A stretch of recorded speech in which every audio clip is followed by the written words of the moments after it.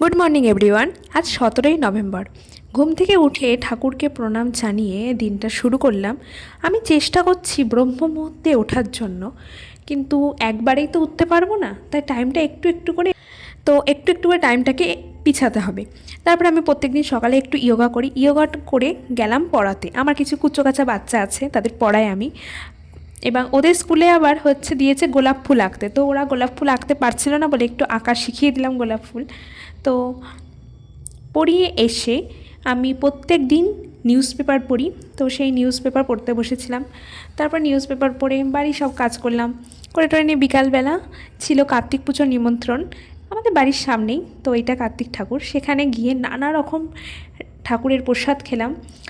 রান্না হয়েছিল রাধাপল্লবী, চানা মশলা, খিচুড়ি, পাঁচ তরকারি, আমের চাটনি, মিষ্টি। আবার বাবার আরেক জায়গায় নিমন্ত্রণ ছিল, সেখান থেকে আবার বাবাকে জোর করে প্রসাদ দিয়ে দিয়েছে, তো সেটা বাড়ি এসে দেখছি আবার এক্সট্রা পাও না। তোমাদের কার্তিক পুজোর দিনটা কেমন কাটলো?